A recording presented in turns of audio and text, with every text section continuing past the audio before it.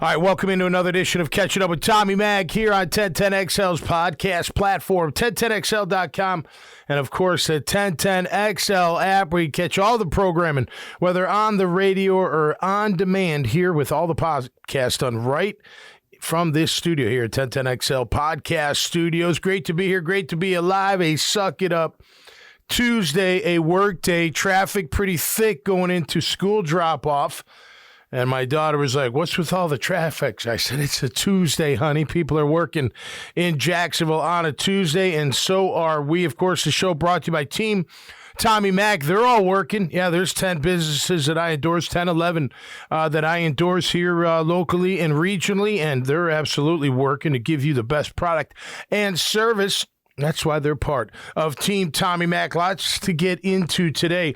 I'm going to start with a question, and then we'll welcome in Grammage, and we'll get back to the question later. So with the draft in mind, what's more important, giving Ryan Nielsen, the new defensive coordinator, what he needs to be successful, or giving Doug Peterson what he needs to fix this offense? We'll chew on that for a little bit and welcome in Grammage. Hi, Grammage. How are you, buddy?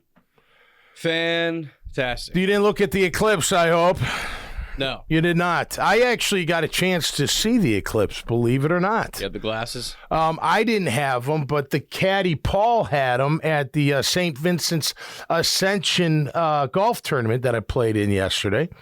Out at TPC, Players Stadium course, pretty awesome. I do not deserve to be out there ever, but had a great time. With Mike, Scott, and Chris, and but our caddy had the glasses, and you could only see a quarter. It didn't do anything to the sunlight. It didn't feel like. One of the guys, Chris, felt like it did. I don't know. I got some serious color while I was out there. Maybe it was that combination. I don't know, but nonetheless, hopefully you didn't look up in the sky when the eclipse was going on. Remember the eclipse in, I think, 2017, I think? I don't. A few years back, it was like 2017, 18, I can't say that I do. But the funniest picture is they always have those glasses, right? Yeah. So you can look at it. Yeah, right. The funniest picture, it's to this day just makes me die. It was when Trump was president. Yeah. And he's with his family, and they've all got the glasses on, and Trump is just bare eyes, just staring right at the sun, just squinting. I do remember that picture. Doesn't affect him, I guess. Huh? Well, hopefully my brother lives up in Indianapolis. He said it was pretty incredible. Oh, really? Like I think they were right in line where it came across or whatever. Okay, yeah. We only saw a glimpse of it down here. But nonetheless, it was a great day and a great charity. I tell you what, Jacksonville, you always represent, man. Every charity event I go to, you always show up. It's a very, very caring community. That's one of the reasons why I love it. All right, before we get into NFL and football talk, what a great weekend of basketball. I got to give credit where credit's due. Congrats to UConn. I didn't know. I'm such an idiot. I don't watch hoops, so I didn't know the Hurley family was kind of like the Harbaugh family in football. Yeah. I did not know that. I did not know the dad. Of course, who doesn't know Bobby Hurley? Right, with Christian Laettner and Duke and all that that era, which was phenomenal, great to watch. But I didn't know his brother was the coach, and I didn't know his dad was such a renowned basketball coach until I watched him interview him with Charles Barkley and the guys interview him before the game. But great basketball. The women's were great. I just saw the numbers. I think they came out just under 19 million viewers for Iowa and South Carolina. South Carolina, great game plan, I thought. I mean, man, that girl, whoever covered Caitlin Clark, you were running all over the place. You're in great shape. What conditioning. I mean, seriously. Yeah. I don't think she stopped. I mean, they might have interchanged, but whoever was guarding her, man, they just kept honor and honor. But overall, congrats. I think it's fantastic what both the men's and the women's were able to do. The viewership's great. Last night, obviously, the knock is what? Why do you have to start it so late on the East Coast? Give us an hour. Could you give us an hour? 8:20. I could do 8:20. But now, granted, I was at a golf tournament all day, so, I was probably tired by the time I got home, which I was. Shower helped a little. So once dinner was over, we had a birthday dinner for my oldest, who turns 23 on Thursday, my Avery Ann, which I cooked, by the way, prepared. Yeah, no problems. But once I sat on the couch, I mean, forget about it. It's like, Yeah. my wife's like, they just tipped off. Like, I'm like, oh, I know, I'm just really tired. But nonetheless, I thought overall it was pretty awesome. And back-to-back for UConn. Hasn't been done since your Gators did it, right? I was Pretty very awesome. upset. I was very upset. Yeah. The UConn snapped my streak. I really liked being the last team to cut down Yeah. back-to-back. Yeah. I'm going to be honest, I really didn't think it would ever happen again. I mean, Really? obviously it would happen at some point, obviously. Yeah. But, like, I didn't think it would happen for the next, like, 50, 75, No just kidding. because of the way. Really, even with Kentucky, maybe Duke and North Carolina, or Well, it's because of the way that basketball has changed since then. Because when Florida did it, Florida was really the last team that won a title and then ran it back with everybody. They had the same exact starting five. Right. And that was a lot more common back then. Yeah. And particularly before. Well, nobody Duke was had a back-to-back. you weren't going anywhere for the most And part. one and dones weren't really a thing Right, yet. And right. guys, only being in college for a year and then leaving. And that stuff wasn't really into play yet, so you could have a lot of continuity on your roster. There's no continuity at all anymore on rosters. Yeah. I mean, How many guys from UConn a year ago, from the previous year, were on the team? on the team Or in we're total, playing. I'm not sure, but I know Yeah. that they lost 3 of their key players. Of their key player. Wow. Which is, to the NBA, which is what made it so. That's what made Wouldn't it you like so, our Jaguar depth to be like that? Oh my God, yeah. You know, hey, they Right. just 3 go out, 3 come in, no problem. But that's what made it. Hmm. And I hate saying this because I love that Billy Donovan led team with the Gators so much, Yep. but to me, this run that UConn just had is even more impressive because to lose 3 of your key guys. Yep. And still run it back and still dominate they did not have a single close game. No, I know. With 5 minutes left in every single game they played, the Yep. game was not Phenomenal. in question whatsoever. Yeah. Listen, it's like when we talk in football. It's the same with anything. It's hard to do. It's hard to win a Incredibly national hard. title. It's hard to win back-to-back. It's hard to win when 3 guys come back and the target's on you all year. Yeah. But you figure out who to bring in and who to build and who to play, and you got the right coach. So I don't know. Listen, I don't watch a lot of basketball, you know that, but I'm into that March Madness. It's fun. It's quite the tournament. I mean, 64-1, boom. Maybe the college football should look at something like that I watched at some point. This was, years and years ago at this point, but I watched a documentary Yeah. that was done on that Gator team, and it's just because this translates to all sports, like you're saying. Yeah. And I'm sure Andy Reid would tell you the same thing with them Heck just yeah. going to repeat. Billy was asked which run was harder. Yeah. The first one or the second one. He said the second one not even close. Yeah. Because the first one, they won it with no expectations. No, right. The second one, they had all right. the expectations. Listen, that's more than half the battle. We've seen it here in Jacksonville, not handling success. And it happened after 2017. It happened after 2022. A team that wasn't able to handle that success and stay hungry and stay humble and do what it took before to get you there. And you got to credit the coach. You got to credit the culture. You got to credit the players for buying in, the leaders stepping up, and making sure that's how we do things. It's the standard. It's the way we do things. I think It's a beautiful thing. I think the hardest part has to be that in any sport that you're not sneaking up on anybody anymore. You are, if you, right. especially if you're a former champion, but even with the Jags, like just Right. the success they had, like in 2022, they snuck up on a lot of people. Yeah. And they won a lot of games by people that it's Jacksonville, whatever. Yeah. That team was better than people gave them credit for. This season was people were ready to They play knew. us. Yeah, they knew what to do.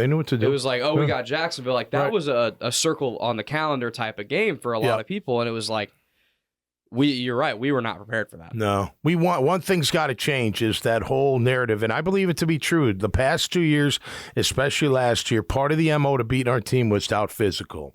And that's got to change. I think it will with the additions, but we'll take a look at the Jags in just a few moments. To look around the National Football League, the super fan of the Chiefs, did you see that? Ordered to pay $10.8 million to and like 3.6 to a teller. I guess he whacked a teller and Chiefsaholic? yeah, Chiefsaholic. But check this out: 11 robberies, $800K, and then he'd go to the casino and launder the money. That's pretty, Oh, he's pretty a terrible impressive. No, he's a terrible person.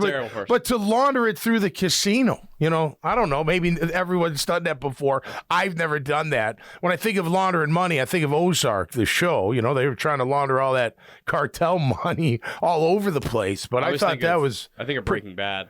What's that? You think of Breaking Bad? I've never watched Breaking Bad. With it's the chicken shop that they launder the money from. Oh, is that right? Yeah. Okay. Yeah, I've got I tell you, my wife and I, as far as viewing stuff, it's kind of on the unless it's sports.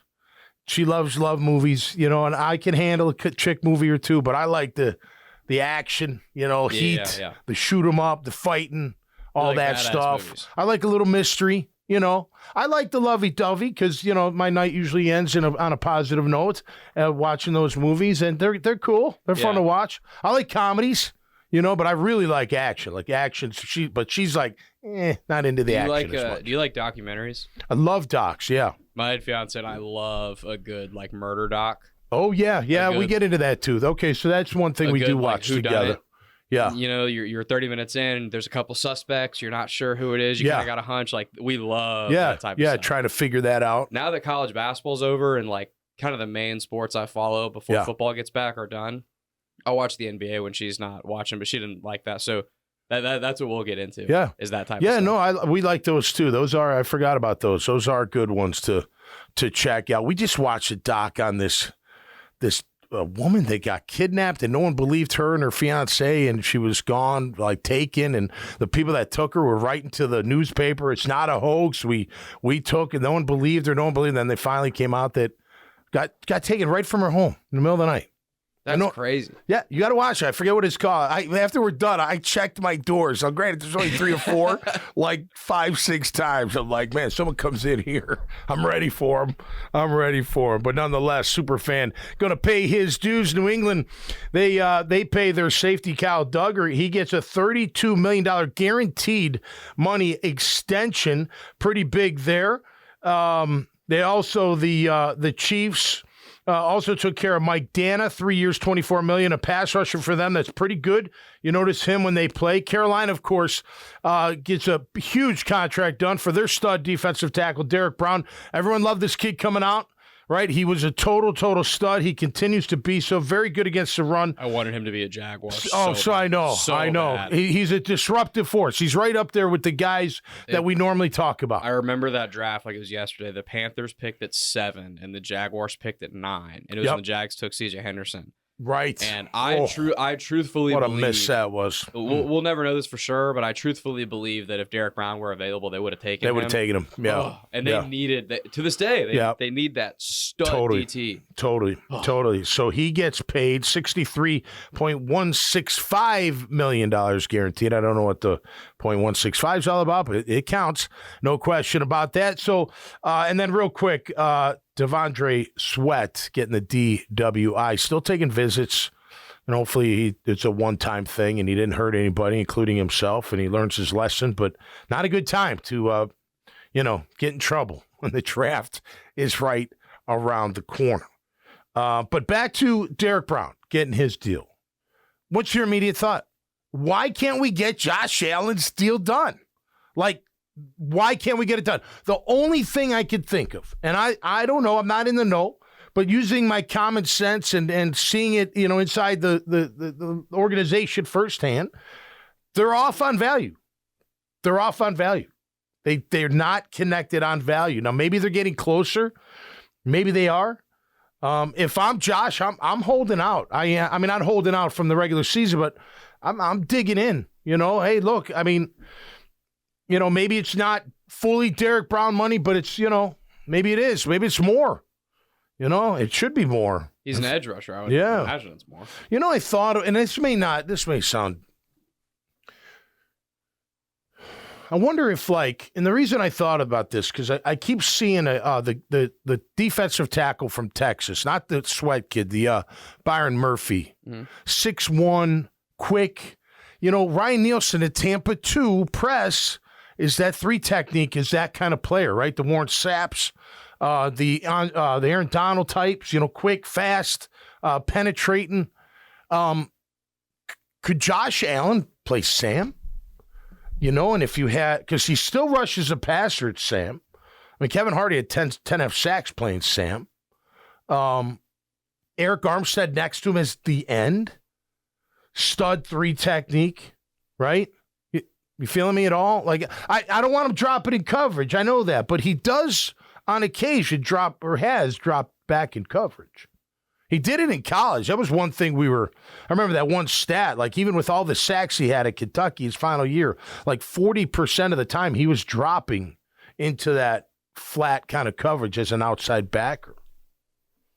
Because where are you going to fit him off? He plays end, then is Eric your 3 or no? You know what I mean? Like, or what if you grab this little penetrating he's not little, he's 300 pounds, but he's only like 6'1". This kid, look, it's like that kid from Pittsburgh, Chancey, that the Bucks took. You know what I'm talking about? Oh, Kalijah Kancey? Yeah, Kalijah Kancey, thank you. That kind of, Aaron Donald thinking, Warren Sapp kind of, penetrating 3 technique. So that's interesting there. But again, and by the way, I don't think that affects value because you're still an edge rusher, right? I mean, you're an outside linebacker, but you're an outside linebacker in a 3-4. Right? I mean, in a 4-3, you're defensive end. In a 3-4, you're an outside backer. Unless you play that strong defensive end, which Josh doesn't. And then when they're nickel, does he exclusively rush the passer? Yeah, he would be. Yeah, he's one. Yeah, of course. He's one of my 4, whoever number of rushers on nickel and dime. I'm just talking base, which is only 30%, 25%. You fit more guys on if maybe he's the Sam. You know what I mean? Then you got Lloyd. You get the Will. He could stay in his back there instead of having to see if maybe he can play it. I don't know. Just an idea. The Will would be Devin Lloyd's best position. I agree. I totally agree with that. In that kind of he's Kelvin built for a Sam, though, just so, in my opinion. Like, he does have some qualities that you like in a Sam backer. Long arms, can run. Look, I don't think he's that bad in coverage. I just don't think he's had to do that a lot, since his time here in Jacksonville. Well, my opinion is because correct me if I'm wrong, you know this better than me. The Sam and the Mike, especially the Mike, obviously, have to know more than the Will, where the Will can more so go be an athlete.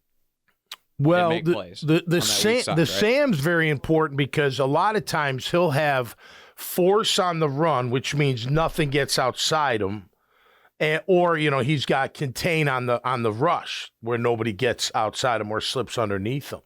You know what I mean? So he does have to know when he has force. It's very important to know when, because if you got the corner, then he has force. It's different how you take on that block, whether my outside shoulder's free or my inside shoulder's free, right? Based on if I have force or not. So there is more to learn in that. You can blitz really cool blitzes from Sam. Without question, underneath, of course, he's still, I don't know, just thinking out loud that maybe there's a way to get even more guys that'll lead me up into my Jaguar discussion, which was brought to you by, of course, my friends at Team Tommy Mack. We'll start with Chris Lucero's bail bonds. I hope he didn't get thrown in jail. But if you do, 904-822-2245, the number 1 name in the bail game. He gets you out in a blink. No doubt about that. J-Dog Junk Removal and hauling. Yeah, hauling being the key there. All you contractors, roofers, etc., construction workers, they'll pick up your construction debris. Check them out at jdogjunkremoval.com. Jalaram Hotels. They got about 13 all throughout the area. I know the family very well. Good people who do it right. They own and operate, meaning they manage all their properties. Home 2 Suites right there on Gate near the town center. You're coming in for business, coming in for a weekend, want to do some shopping, a great spot for you. Michael Nickus' State Farm Agency. He's my agent. He should be yours. He's been mine for over 20 years. Health, life, auto, and supplemental health, of course. He does everything at State Farm. Graffiti Burger Bar, brand new management, brand new ownership, brand new menu, brand new everything. And I tell you what, it's a great place to watch all your sporting events. Very, very kid-friendly on the sports bar side of things. Solomon Ventures, it's home goods, indoors, outdoors, all over the place, from clothes to outdoor furniture. To food even, right there at the corner of Art Museum Drive and Atlantic Boulevard. Azar Sausage Company had sausage dogs last Tuesday night, cooked them up. The hot is the best. Get them at your local Winn-Dixie, homegrown and down home. Carpet Man Flooring, more than just LVP. Of course, it's tile, it's hardwood, it's carpet, it's everything. Highest quality at the lowest prices. Beachside rentals, all from Atlantic Beach all the way down to Flagler Beach. We're talking anything you need out there. Make sure you check them out. And I'm talking umbrellas, chairs, boards, spikes. They've got it all for you. Of course, also owners of Salt Air Inn and Suites in Atlantic Beach, an awesome little boutique hotel with concierge service. Code Ninjas. Hey, parents, get your kids into coding camp. Coding is cool, man. Don't be a fool. Coding is cool. Yeah, I came up with that. CodeNinjas.com. 4 locations for your child to get in. Hey, look, they're going to learn a little coding. They're going to go do some athletic stuff. They're going to come back in, learn how to build a video game. Then they're going to go back outside and play basketball. It's a great day and a great time for all the youngsters. Adaptive Jags, my marketing and branding partner, appreciate them. Check them out, adaptivejax.com, and of course 1010 XL Studios. There you go. I love Team Tommy Mack, man. I love the team. I love what they represent, and I appreciate you all checking them out. When duty calls, any service or product they offer, I'm telling you, give them a chance. All right, here we go. Look, here's what I'm thinking. So, based on what you kind of see out there, by the way, do you do a mock draft? Do I do them myself? Yeah. Yeah, I love mock drafts. No. Do you do one yourself? Do you do a 7-rounder, 3-rounder, or whatever? Like where you? Yeah. Oh God, yeah. You do them yourself. I love mock. Do you drafts. publish it? Sometimes I'll screenshot it and put it on Twitter and stuff. Okay. And whatnot. Okay. Yeah, I love mock. I don't do that shit. I not that I'm against it. I just don't do that. But I do like looking at them, and I like looking at where the prospects are ranked and who could be there.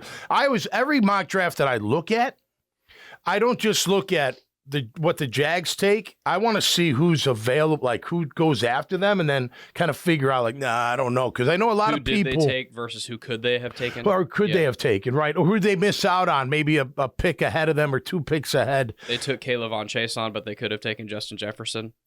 Right. Type thing. That kind of thing. Like, Taven Bryan, Lamar Jackson. Ugh. Yeah. Listen, you go back, I remember Dempsey talking about, we took somebody instead of Roethlisberger, and then the next year we took somebody instead of Terrell Suggs. And can you imagine those 2 guys being Jaguars? Just think about that. Change your whole franchise. Was Roethlisberger the Matt Jones year? It was Matt Jones and Reggie Williams, I think. It was those back-to-back years, and that's who we took, and that's who we passed on. But nonetheless, all right, so this is what I'm thinking, all right? I keep seeing Terrion Arnold. I saw where they did they mashed all the numbers together, and he came up the number 117 pick out all the mocks or whatever. So he's being looked at. Listen, DeJean Cooper, by the way, just smoked his pro day. He's going to move up. He may be there at 17. He ran a 4.4, no problem. Have you seen that video going around on Twitter of his basketball highlights in high school? No. I mean, wait, I don't know. Were you scoring? No, go ahead. I'm sorry. It's just like a hoop mixtape of him back in high school, and he's from Iowa, so it's like all the dudes are like his size and. Yeah, short white guys. Yeah, he's just dunking all over. Yeah, he's got hops. It's like Dwayne Wade out there just going insane. Well, I think he had a 39-inch vert. Dude, 6 feet, he 202. Jumps out of the gym, man. He's one of those physical. Guys, those guys. Some of those guys you see them a lot in basketball and sometimes in football, where they jump and you almost feel like the last couple inches, it almost looks like they're floating. Yeah, he's that guy. Yeah. It's like, that's oh my incredible. God, bro. I wish I could do that. That's crazy. I've never been able to do that, but he could be sitting there at number 17. That Brian Thomas Jr. keeps popping up. I said it earlier, I think last week, that he'd be my 4th receiver. I know Adonai Mitchell. I don't know. If I can't get Thomas or higher, I don't think I'm going wide out. That's just me. Again, I mentioned Byron Murphy, that 3 technique, So it got me thinking to this, at least today's question, if you will. What's more important for the Jaguars with this 2024 draft? Is it to give the new defensive coordinator, Ryan Nielsen, what he needs to have a successful defense, whether you believe that to be a corner, a three technique, or an edge? Or is it more important to the team's success to give Doug Peterson what he needs for his quarterback so he can fix the – I mean, he says he can fix the offense, so he can fix the offense and make it more productive for Trevor Lawrence and company. What would you say, Grammage? Because I know a lot of people want weapon. They want a wideout. By the way, did you see where and it made me not cringe, but we always have problems covering the freaking tight end in this town. I don't know why, but there was a rumor that the Colts may trade up for Bowers. Like, now, can they get there? Who knows? But man, having to defend Brock Bowers, that'd be a pain. I don't really want to. I don't want to. Maybe once every 4 years, but not twice a year. In the division. Yeah. Let's get an NFC team. Nonetheless, what do you think? So here's the thing, Tommy. You're a persuasive guy. Okay. Yeah. Ever since, by the way, O-line could be there too. I'm sorry. Fautano, by the way, is in town for a visit. Who's phenomenal. I think he'd be great. Sorry to interrupt. Ever since you brought it up last week, I've slept on it. I've stewed on it. I've let it marinate a little bit, and I think you've convinced me that if the three positions that have been talked about are all of relatively equal value available at 17, I like the offensive tackle. Yeah. So that said, helping Doug Peterson's offense is most important. But not a weapon, but a protection. Yes. So I think if you do that, then you're moving Cam or you're cutting Cam, which is fine. Yep. I mean, we've talked about that. We wish him well. I think someone will gobble him up in a second, and he'll have, if he can stay healthy, he's a good player. But that's a big risk.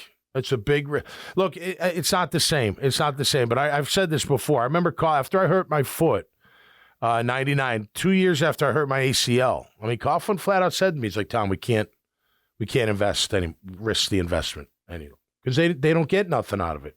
And I got hurt early, so it's like I missed 97 and most of 99. And he was honest, and I got it. It hurt, but damaged goods. We can't. It's tough to take. And that was $600K. We're talking $16 million. You know what I'm saying? Like, that's a big thing. But we'll see how that goes. I still think I don't know. There's something cooking. There's something going on. I don't know what it is. I don't like. We have the cap space. We should have a deal done with Josh. I know why they don't. The only what other reason is there than not agreeing on the amount? Years, right? Which is still part of the, per year amount, right? What is the bang up? What is the hold up? Are we waiting to see what we do with Cam before we take care of Josh? Do we need to? I'm not a capologist. I don't know, but do we need to? Maybe just to give him that maximum amount? I don't know. It's not a bad theory because you're right. There's some reason. There's some hang up.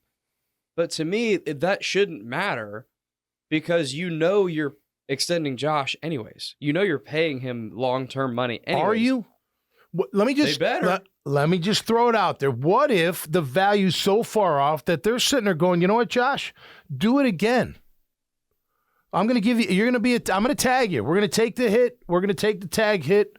Do it again. Show us you can go out there and get another 13 or 15 or whatever sacks. Show us that you can be I don't know. But something's being, or they would have something done. God, I hope that's not the case. I don't know. Because, I mean, we okay, time out.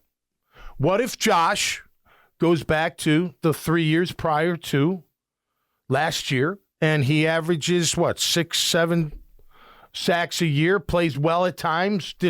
What if I don't believe he will. I think he's still ascending.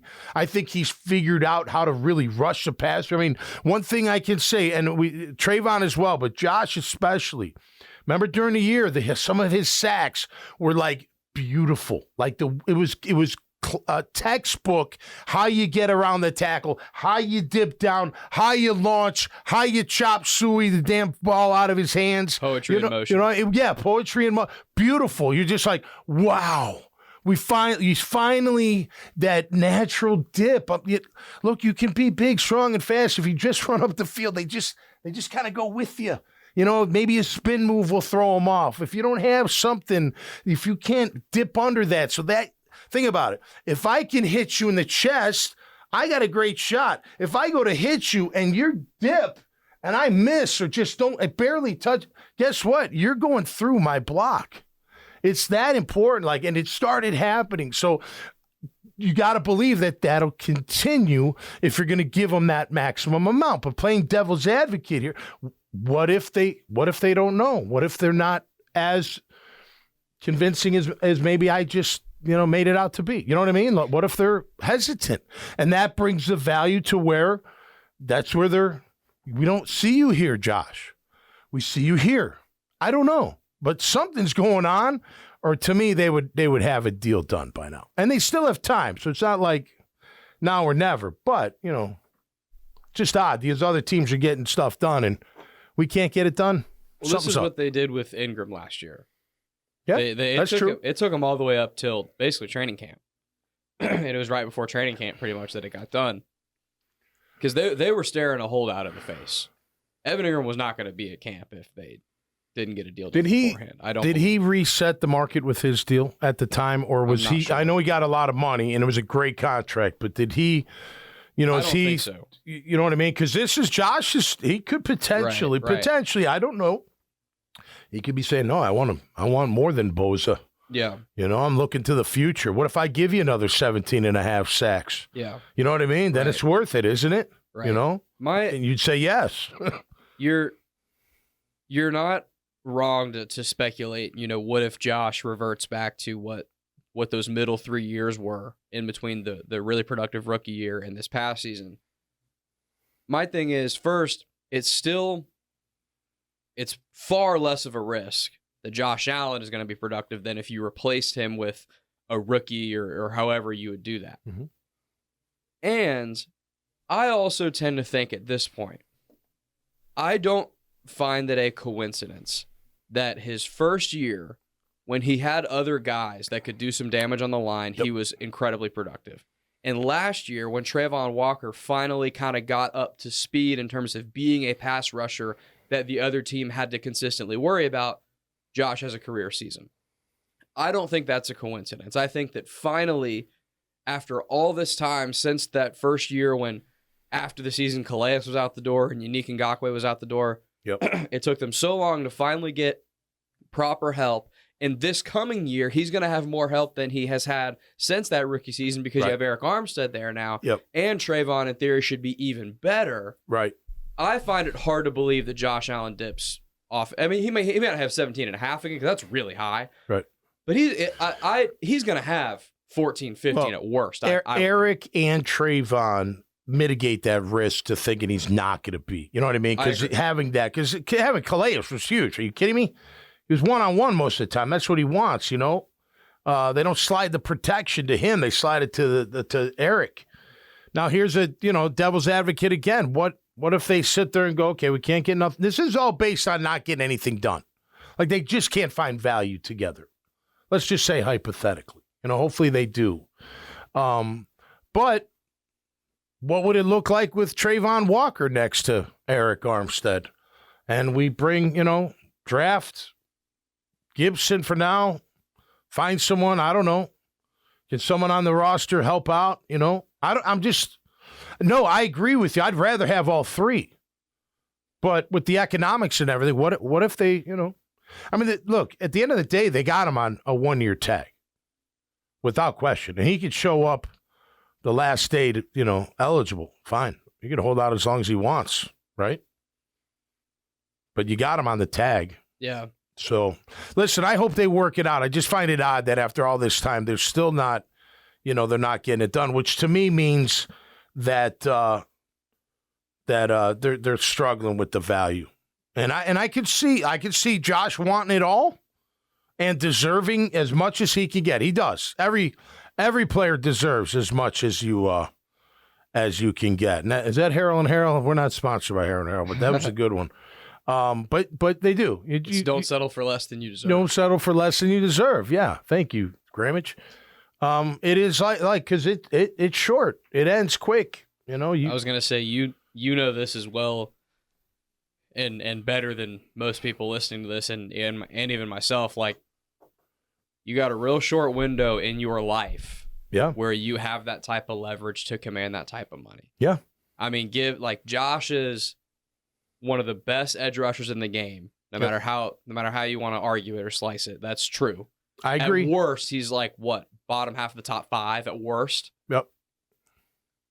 If you fast forward 5 years from now, he won't be that. That's not to say he won't still be a great player, but that's just not how the league works. Right. It just next 3 to 4 though. Next 3, absolutely. I mean, that's the expectation for sure. Absolutely, which is why if you and I are in agreement here, if you are him, you owe it to yourself to really command big money, because you'll never have this much leverage again in your life to command this type of money in any line of work. You most likely won't have access to this kind of money in any other line of work. Right, exactly. Unless you do something really incredible out there. But. And you're not going to be such a desired commodity ever again. Because, again, when he's Josh is what, late 20? He's probably 28, something like that? I think he's 27. Okay, 27. Yeah. Even in better. His prime. Even better for him. He's in his prime. That's a great age. Again, when he's 32, he won't command that type of money. Right. That's not... When you think about someone's life, that's not a very long time from now. The time is, and players understand that now more than I think they ever have, and their agents have gotten that through to them. Yeah, man, you got a real small window of like getting this done. And how many times have we heard Josh be very outspoken about, I want to be in Jacksonville? No, he does. Yeah, without a question. Which, again, we've talked about this before. This organization for so long has had this stink. About players don't want to be here after a couple years. I mean, Jalen Ramsey forced his way out. They finally hit gold on a top draft pick, and that guy forced his way out. You had a guy that you drafted high. Yeah, and it's produced. Worked his ass off, produced, and has been outspoken about how much he loves being here. And he's a good person in the community. And that matters. And he's a badass player. He does. He was a dominant force last year. And I do believe that he's the kind of personality that will want to prove the big contract 100% over and over. It's funny. You think that doesn't happen, but I may have said this before. I remember Lucius Summon, our outside backer coach. It was in the off season. We were mini camp or whatever, and he wasn't like, I'm not going to tell you who he's talking about specifically, but he's like. He goes, Tommy, I already know the answer, but if you ever got a big contract, wouldn't you want to prove that you deserve the contract? And I said, absolutely. He's like, I know. He goes, not everybody's like that. I said, I know. He goes, even on this team. I said, I know. They get a big deal and they put it in neutral. Not everyone. You hope that it's the opposite, that it's no, I'm now I really want to prove it. Like now everyone's looking at me. I'm the big money guy, right? I'm the big guy. Like I better step up and show that I'm the big guy all the time, right? Other guys would sit there and be like, I got my money, I'm good, whatever. I'm still going to be on the team. I'm still going to want to win. I'm still going to try and practice and stuff like that. But and if you cut me, you're still going to owe me you still owe me, check, right? You want to yell at me? Good. I'm sitting there, whatever. You owe me 30 more million or whatever it is. You know what I'm saying? So stuff like that, in my opinion, is why I know this is not the topic we're talking about, but that's why college coaches don't typically work in the NFL, I believe, because you have all the politics like that. Well, take out the money. College is, look, I'll send your ass home. Right. You want to screw around? You don't want to do what I tell you to do. Now with the portal, it's different. Now they can just say, I don't like the coach, I'm leaving. Right. But back when you couldn't, you didn't have a choice. Go home with your tail between your legs. Have all your friends, all your family, all your whatever, say you're a failure, couldn't hack it, couldn't do it. In the pros, it's like, what'd you say to me? And I'll take you around the corner and show you who's really boss. Like, it's not to that extent, but you're talking. It's a different ball game for sure. There's even in today's world. Although today, NIL, and even in today's world with the way everything is, on the field, the fact still remains that there are very few college players in any given year. There's a handful in the entire college football landscape that are bigger than their team. Yeah. Agreed. Caleb Williams was bigger than USC last year. But there's very few good, guys like that. There's maybe 3 to 4. Yeah. The NFL, I mean, there's 3 to 4 on most every team that are, when you think about their contract and their money and the fame, like they're bigger than that team. Yeah. Especially a small market team. Yep. And it's a different world. Well, we've talked about this before. That's the hardest thing to figure out. Will the quarterback make the transition? Because it's easier in college, for sure. You know, I commend any coach that can keep it together, especially at the collegiate level with all the money. I mean, Caleb Williams made $10 million his last 2 years at USC, they say. Crazy. Penthouse, probably got a nice car. You know what I mean? Like, how do you keep that kid's head level? You did, because he came to play. So credit to everybody, including his upbringing. That's got to play a factor in it. But it's got to be hard to keep everybody together. I mean, think of UConn. Like, you know, tell me a couple of those players aren't going to walk into Hurley's office and be like, yo, I need like $500K to stay here. Yeah. You know, I need something. And he may be like, go find it somewhere else. We got 2 guys behind you that may be better than you. You know what I mean? If they're that deep. But today, I think with the NIL, that's why these coaches are getting out. They don't want to deal with all that stuff, you know, whether it's, Nick Saban. Hafley even said, now he's not Nick Saban, but he's like, I don't want to do that. I'll just go coach in the pros. I'd rather do that than have to go deal with all this negotiating and portal and money and what can I get? What can I give? What can I, what are you going to give me? What are you going to give me? What are you going to give me? I don't know. Any coach at the NFL level or the college level that I've ever talked to, like assistants or what have you, they've all said that. They've all said that, like, the main, especially nowadays, the main perk to being in the pros, even if whatever your position is would be a step down. Yeah. In the NFL actually has an off season, right? Like Doug and Trent and Doug's entire staff, all these guys, this off season since they walked off the field in Nashville, they've had at least a little bit of time to spend some time with the family, take a vacation, kind of take a step back a little bit. These college coaches, man, they can't do that. Every single day, you got to be texting kids. Yep. Like, you got to text recruits Merry Christmas, man. Yeah. That's crazy. Yeah. You got hopefully it's automated.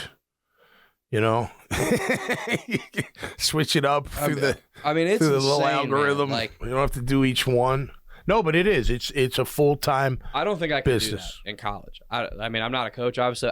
But if that were my line of work, I don't know if I could spend my whole life trying to convince 16-year-olds. Well, listen, man. I know when I was done playing and just recently married, I made a decision. I didn't want to be traveling. I didn't want to put my wife through any kind of that stuff. And a lot of you got to grind it out early. You got to. Not many coaches make it quick. It takes time, and you got to move, and you got to go to this market. That. Listen to Hurley last night about Kentucky. He's like, yeah, good luck. Go tell my wife we got to move again. You know what I mean? He's like, we just got her closer to New Jersey. She ain't going, but it matters. They're in Northeast. And they're in a position where they can say, no, I don't need Kentucky. I got UConn. What do I need Kentucky for? Well, speaking of that grind, the video that's been going around was back in 2020 during the COVID season. UConn was they were kind of struggling, and that was his first year, maybe I think it was his second year actually. Okay, they're kind of struggling, whatever. And he said in his press conference after a loss, he said, "Look, man, we're in year 2 of a rebuild. Get us now, because this is the worst we're going to be." Yeah. 2 back-to-back championships later. Man, if they could 3P, would that be a first all time? I think so. I think so. I don't know of it. Man, can you imagine what if Kansas? By the way, have you seen Kansas City having issues with their county getting funding for their stadium? I did see that. Yeah, yes. That's interesting. You can't see them ever leaving Arrowhead, but money talks. They're like an original NFL team. AFL. Right. They were the AFL. Right. And then they transitioned into the NFL. Because they played in the first two Super Bowls. Yeah. They lost both. And then while though you can, because wouldn't you think, oh yeah, you won a Super Bowl here. What do you want? Right. No, we have other stuff we've got to take care of. Right. You know, and again, it comes down to, can you renovate it for half? You know, do you need a brand new? The owners want the brand new suites. They do. They get to keep all that suite money. They don't have to share with the other owners. The lower bowl, the other the other ticket sales, they share that. That's what I've been told. The suites, that's why they want these massive, beautiful, charge all these, numbers for it, because they get to keep all that revenue. Well, they're thinking about who's going to be in those suites and hosting people and having celebrities come to the games and stuff like that. Yeah. Most of it's corporate. Right. In big cities especially. Like those corporations are buying up the suites and look, what if PSLs come to Jacksonville? Those private, seat licenses that you got to pay on top of ticket prices? Up in New York, like you got to pay tens of thousands of dollars just to say that's my seat. Then you buy season tickets. That's crazy. It's happening though, I think more often than not. I don't think that would work in Jack. It may work for some of the elite, but the majority of us are not gonna. Well, the unfortunate reality. I don't think. Maybe they will. The unfortunate reality of attending NFL games in general is the average fan is being priced out. That's just the truth. Yeah. For a lot of people, playoff games. Yep. If their team makes the playoff, is just not doable. No, or they're mortgaging their house, or they're doing something crazy to get that money. And it used to be crazy, but risky, I guess. And this, honestly, this kind of predates even before I was alive, because I think that this has been kind of the case for a long time. But there used to be a time where the average fan could pay a relatively expensive ticket, but doable, and go to the Super Bowl. Yeah. That doesn't exist anymore. No, right. If you don't have some kind of way in, you ain't going to the Super Bowl. Our face value of, because we each had the opportunity to buy Super Bowl tickets, 2 of them, if you weren't in it, right? Each player, and they were $250 face value. Wow. That was 1999, because I sold mine for like $1,800. Wow. Each. $250 face value. How much do you think that is now for the players now? I don't even know if they have the same program. I don't know anymore, but I don't know. Some guys got in trouble out for that. I don't know. I paid for the tickets and then I resold them. Basically. But nonetheless, no, it's. But I think it's a big ticket. That like Super Bowl way of like it's all corporate now, the fans and everything. Yep. There's you can see it's already happening some, and I think it's going to continue happening, especially as more stadium renovations happen. You see that trickling into playoff games and regular season games. Yeah. And and the NFL is not dumb. They've seen this for the last 10 to 15 years. The decrease of fans attending the games, most of these renovations or new stadiums have less seats. Right. And it's a cushier, nicer experience, but it's a more expensive experience because of that. Yep. There's a trade-off here. Yep. So especially those playoff games, can you imagine a smaller stadium for the Jaguars in a playoff game when the whole city's trying to go? No, right. That ticket's already really hot commodity. How many does Lambeau have? 70? How many seats? Yeah. Something like that.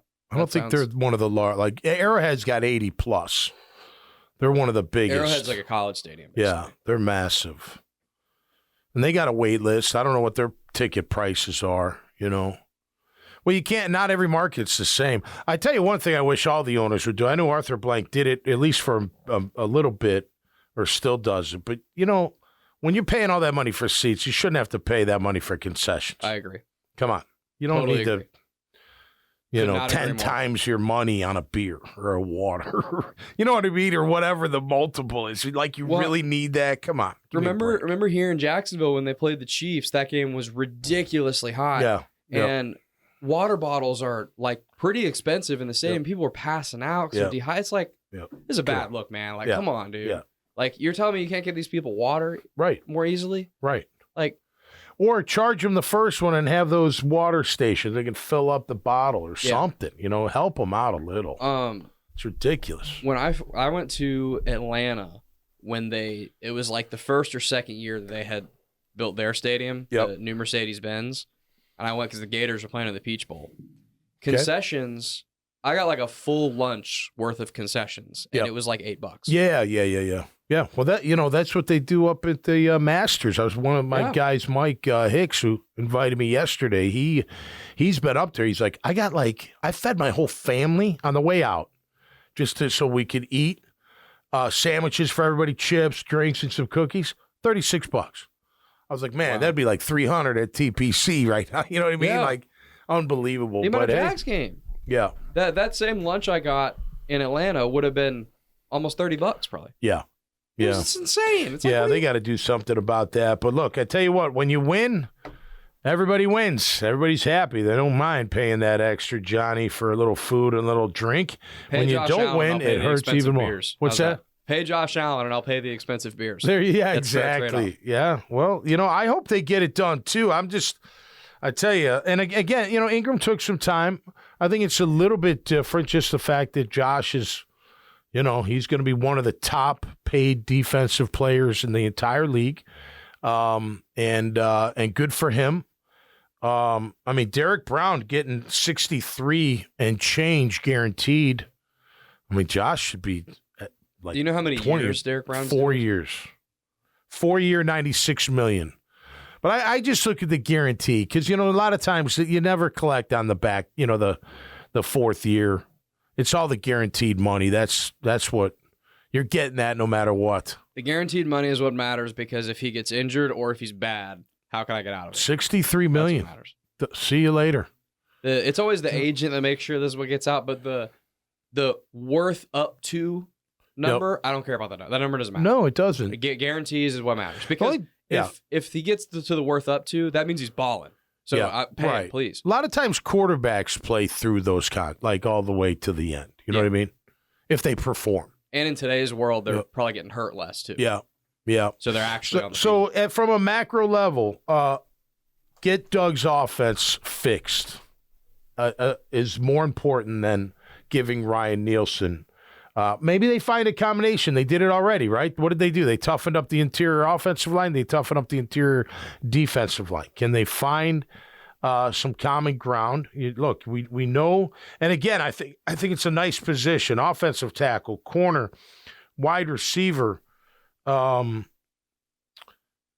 got three. You fill either one of those with a top-notch player, you're going to be okay. I hope it's offensive line. I do. I agree with what we've been saying it, but. Protect it. Hey, you want Trevor to perform at his best. You want him to get over the, not believing in his offensive line. And no matter what anybody says, he did. He stopped trusting his O-line. He stopped trusting his receivers. He stopped trusting being protected. And I think he took it upon himself to try to play through that. But you got to get that trust back. And to me, build that wall. Don't let nobody touch the QB as best you can. Get a little running game going. You've got weapons. Look, I know the top four would be great. I keep seeing people, could he trade up? I don't know if I would. I just don't know. It depends how far and who's there and who we're targeting in that. I'm not opposed to any of that because, again, you talk about a window, right? What's Trevor's window? This is year 4. It could be another 4 years, including this year. Could be another 6 years. Could be, I don't know, more than that. You never know. Financially, the window's right now. Financially, the window is right. Yeah, I agree with that. So it's going to be fun, man. The draft's coming up in what? A few weeks now? End of April. They put on a great show, and it's going to be fantastic. And all we can hope for is a great pick. Last year's first-round pick was great. So hopefully this first-round pick is great as well. I think they're going to have a good amount of guys sitting right there. I tell you one thing that I don't like seeing, Grammage, is after we pick in the second round, I see a ton of good football players like going off the board. Just guys that you've been seeing, that you recognize their names, who they play for, and that type of thing. It just seems like from 17 to 48, that's a good amount of players being picked. Who will be left at that 48? So do I hear that you would be open to a trade back and maybe getting an extra pick in between there? Oh, man, I do it all day. Because, again, you've got a little flexibility. You got it. Look, last year, give Trent some credit because he played a little possum with moving back, and then grabbing Anton. That was risky. Somebody could have grabbed that kid all day long a couple times. It's too bad he didn't go Torrance in the second round, but whatever. That was then and this is now. But that'd have been a nice 1-2 combo right there. Absolutely. So let's see what he does this year. We got some time to get into it, and we will do just that back here on Fridays for another edition of Catching Up with Tommy Mack. I don't know. What do you got to do Friday? You got to trying to get out of here? You got to Friday I'm actually not here. You're not here at all? All right, well, we'll just be live on Facebook. I'm in a wedding in Nashville on Saturday. Okay. Oh, yeah. Oh, that's right. That's right. Very good. Beautiful, man. Married. Well, I will be back on Friday for Catch Up with Tommy Mack after my appearance on Jaguars Today with Mike Dempsey, Fat Tony, and Pockets. The Horse's Mouth on Thursday. Looking forward to that. I'm told Mike Hollis is making an appearance. Taylor Dahl was on a week ago. She did a great job, and congrats to the women and their new show. Well, not their new show, but their show having a new time slot here on 1010 XL. That'll do it for me this time around. Thanks, Team Tommy Mack. Thanks to all of you. Thanks, Grammage. Thanks, 1010 XL. And until next time, just stay safe and be cool out there. And we'll see you right here on Catching Up with Tommy Mack. Peace.